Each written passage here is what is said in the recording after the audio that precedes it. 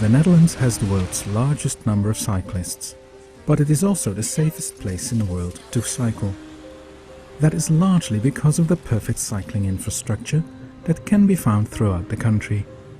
How did the Dutch get this network of high-quality cycle paths? Some think, including many Dutch themselves, that cycle paths have always been there. That is only partly true. Yes, there were some cycle paths, but they were of an entirely different type than today. Narrow, of poor surface, dangerous or even absent at junctions, and not connected. And cycle paths weren't really necessary. Cyclists outnumbered other traffic by far. After World War II, everything changed. The Dutch had to rebuild their country, and they became incredibly wealthy. From 1948 to 1960, the average income got up by 44%, and by 1970 it was a staggering 222% more. People could now afford expensive goods, and from 1957 on especially, this led to many more cars in the streets. Streets of mostly old cities that were not built for cars. So buildings were demolished to make room for the car. Even some of the old cycling infrastructure was removed. City squares were turned into car parks. And new developments had huge roads for motorized traffic. The daily travel distance went from 3.9 kilometers in 1957 to 23.2 kilometers in 1975. But this progress came at a terrible cost. Cycling was marginalized, it decreased by 6% every year, and 3,300 lives were lost in 1971 alone. Over 400 of these deaths were children under the age of 14. The slaughter of kids caught people on the streets to protest.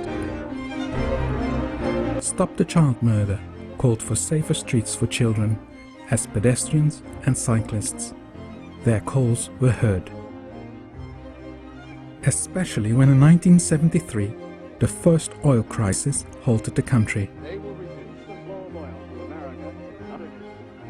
The then Prime Minister told the people of the Netherlands that this crisis was life-changing, that they would have to change their ways and be less dependent on energy, but that was possible without a decrease in the quality of life. Policies to encourage cycling fitted perfectly in that picture. The car-free Sundays to save oil were a reminder to people of what the cities looked like without cars. Around this time, the first city centers were made car-free, permanently, and the protests continued. Mass motorization killed people, the cities and the environment. Mass cycling tours through the cities of the Netherlands and smaller protests in favor of cycling facilities created an awareness that eventually changed thinking about transport policies. In the mid-1970s, municipalities started experimenting with complete and safe cycle routes away from traffic. Financed by the national government, the first cycle routes were created from scratch in Tilburg and The Hague. In retrospect, they could be seen as the start of the country's modern cycling policies. Cycling increased in a spectacular way, in The Hague by 30 to 60% and in Tilburg by 75%. Build it and they will come proved true in the Netherlands. So to sum it up, what caused the changes in the Netherlands? There were the problems of cities that couldn't cope with the increasing traffic, that led to demolitions and to a public outrage over the amount of space handed over to motorized traffic. An intolerable number of traffic deaths that again led to mass public protests. An oil crisis and an economic crisis that led to gas shortages and high prices of energy. The solution was found in the political will on a national and municipal level, with both decision makers and planners to deal with this situation, by turning away from car-centric policies and making way for alternative transport, like cycling. Cycling is now an integral part of transport policies.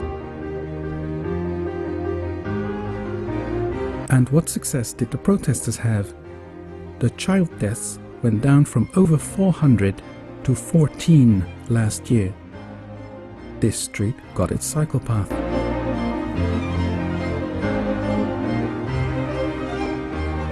This bridge didn't keep its cycle lane. Instead, it got a cycle path. This painted cycle lane became a permanent cycle path, and cars were totally banned from here. It is the now famous site of the I Amsterdam sign. Earlier, also a site of one of the mass protests. The protesters would have been a lot more comfortable lying down there today. The Netherlands' problems were and are not unique. Their solutions shouldn't be that either.